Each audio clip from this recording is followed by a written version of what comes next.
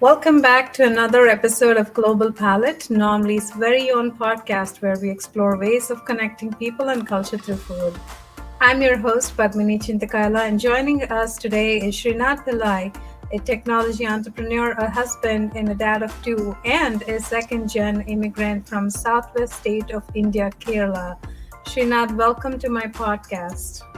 Hey, Padmini, great to be on. We're going to be exploring ways in which growing up in two different worlds, right? A tradition and culture at home and one outside of the home has impacted you growing up as a child as well as navigating the world as a dad of two young kids and how you help them navigate these traditions and keeping up with the cultures. Tell us a little bit about yourself and I guess a little bit about your parents and childhood and how they immigrated here. Yeah, definitely. So my dad immigrated here from Kerala all the way back in the 70s to do grad school for physics, and he bounced around from Kentucky to Ohio and ended up in Wisconsin. It's actually a funny story. So he had two major job offers after he got his PhD, and one of them was in Seattle, and the other one was in La Crosse, Wisconsin. And the Wow. Seattle one, I think, paid two or three times as much, but he chose La Crosse just because he liked how green the area was, Oh, and sure. he liked the bluffs in the area and wanted to live on one of the bluffs, and ended up living on one of the bluffs. Wow. And then went back, married my mom, brought her back, raised, basically planted seeds here, and myself and my brother grew up in La Crosse, Wisconsin for the first 18 years of our life. So I have one younger brother, and then he's in California now. I still live in Wisconsin, and went to school here in Madison, and stayed in Madison. And yeah, it's definitely been a journey growing up in two worlds. Like you said, that's a very it's a very uh, unique and also challenging um, environment, because you have to balance kind of the old culture with the new, and the desire to pass on what Yeah. you've done, but also fit in and assimilate to the society that you're calling home. Right. Yeah. Right. And tell us as you grew up, right? Did you guys grow up with the family traditions that your parents brought back over from Kerala? Did you guys celebrate holidays and stuff? How was it adjusting? I guess more for your parents than you, because home. This is home for you, right? Like, Right, right. how did you guys grow up with that managing? Yeah, yeah. So I would say it was pretty hard for my mom, especially. Um, Yes. but at the same time, we maintained very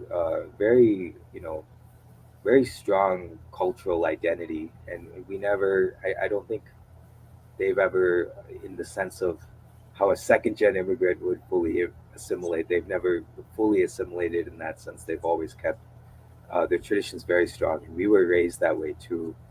Um, both my brother and I, we participated in everything, Mm-hmm. pujas every morning, a prayer, the meditation, Mm-hmm. prasad, cooking the prasadam, um, making all sorts of dishes, Wow. and also calling. There was actually, it's kind of an it's unintuitive. You'd be surprised, but because it was such an isolated area in terms of having other Indian Americans there at that time, Yeah. because of that, the community that we had was actually very close. And so, Sure. in a maybe almost 100-mile radius of La Crosse, which Mm-hmm. doesn't include Madison, but it includes a few towns in Minnesota, a few towns in Wisconsin. In Sure. that radius, we had probably over 100 people, and we would all do gatherings in community centers and celebrate festivals and things like that, which helped keep, kind of, at least tried to keep, Yeah. try to pass those on to the kids. Of course, Yeah. you know, um, I don't know I'd have to check with everyone else to see if they're keeping up on those like our parents did. But I Right. try to. I wouldn't say that I do it as much as them, but I try to. Yeah. Right, right, absolutely. And to be honest, I've met other second gen immigrants from India, and I feel that you personally have been the closest to the traditions that I've noticed over the other second gen immigrants, where they're almost like what is this again kind of thing. But you seem to keep very well up with all of that. I know your kids are much younger, and I know Yeah. that you're trying to like pass on a little bit of that. But I guess, like, do you have a plan, a strategy, or like how do you do it with your kids? Like, is It's there like a weekly tradition that you guys do, or like how does it work out? it's really hard, Padmini, because Yeah. like you said, like it's uh you alluded to it when you asked me what's your strategy. Well, there's no real solid playbook here, right? Like Yes. um there's no huge wealth of data from second generation Indian Americans that I can use to and then even less data from Yes. specifically from Kerala, the South Indian traditions, because Mm-hmm. a lot of the a lot of the communities and groups that are here can be more North Indian focused just because of the Yes. population distribution and such. So yeah, there is no playbook. I'm writing it as I try to execute. Yes. So it is hard, and I'm pretty forgiving to myself if I'm not doing it perfectly because I don't know how. I'm Yeah. just doing it on the fly. But I would say trying to connect it to their identity is important Mm-hmm. because kids do have a good sense of identity and they do have Mm-hmm. a good sense of um, how that much that matters to them, Yeah. more so than even I thought. Like I found this out really just from my oldest, my daughter, where I wouldn't expect it, but she has taken so much pride in some of those things. And Mm-hmm. maybe I was sad or I was thinking, oh, she probably forgot this already. And then she mentions it out of the blue and she's like, yeah, Right. this is like this because I'm Indian. And I'm like, oh, Oh, that's wow. pretty she cool. she Yeah. See. connected that to her identity. And so that made me realize that identity, connecting it to their identity is important because obviously they're going to realize that they're a little different going to Mm-hmm. school, interacting with other kids. But if you don't connect it to their identity, then what they'll Yeah. do is they'll just shed that part of it, right? Right. And Mm-hmm. then just become like completely like everyone else. But if you Yeah. do connect it to their identity, they'll be like, oh, this makes me cool. This is Yes. part of me. This is Right. who I am. Yep. So I think that would be, I guess, what I'm trying to do. But I'm learning as I go. So if you Right. have any tips, I know you've had to navigate somewhat similar challenges. So if you have any tips, Yes. please let me Yeah. know. Oh, yeah, definitely. I mean, like as a parent, right? Like one of the easiest way for me to connect my kids to my culture right away is through food. Yeah, And I make food, traditional Indian style food at home on a very regular basis. And when they're home, they know to expect that out of me, and they know that it's Indian, and they can connect some of it to certain parts of India. So you also mentioned that you grew up, making prasadam and all of that. Because it sounds like even you had a way of connecting with your culture through food also, right? And for yeah, the listeners, prasadam is really generally like a sweet Indian pudding and offering to the gods on a regular basis. That's made in a very traditional way and offered, and then I guess enjoyed by rest of the family. So for you, right, like how do you ever like tend to use food as a way of connecting your kids with the culture? How does that work for you? yeah, absolutely, Padmini. Yeah, it's one of the primary ways is Yeah. food, and I think because it doesn't have to be fully explained. Yeah. It doesn't have to. You don't have to memorize something. You don't have to read and understand history. Like you can, but you don't Yes. have to. Uh, it's just food. It's something you can prepare and give to your children, and they can eat it, and they can kind of feel the culture in them.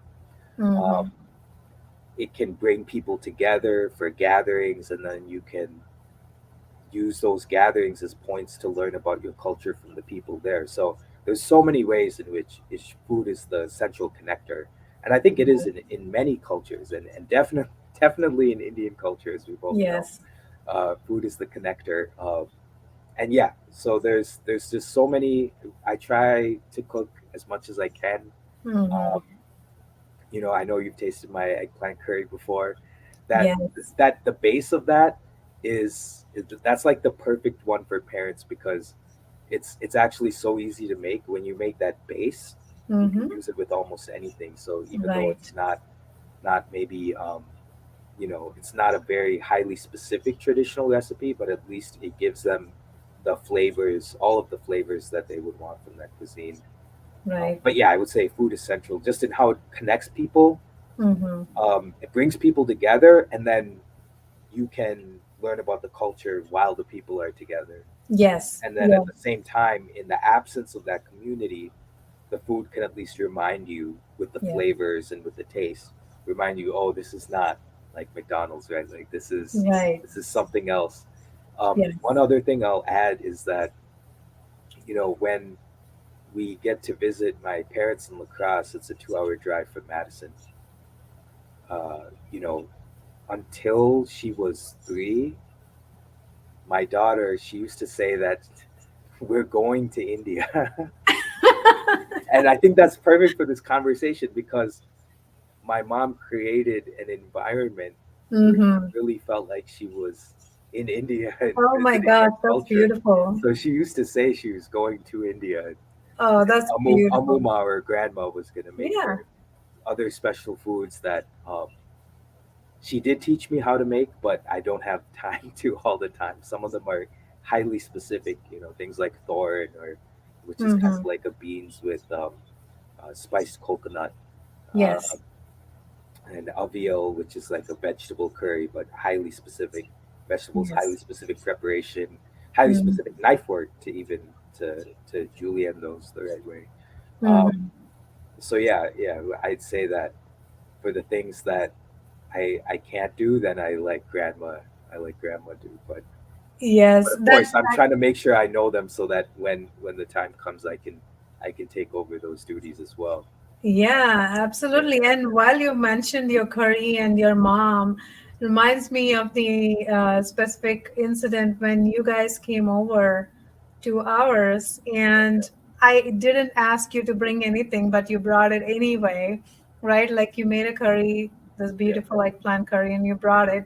And then part of it is you enjoy cooking, right? You enjoy making all the food, but then you also mentioned that I can't go anywhere. If my mom knew that I went somewhere and I didn't take over food, she'd be really mad, right? Like you did yes, mention that. yes, And that kind of goes back to like the Indian traditions and roots where it's just communal. It's part of the culture and part of who we are.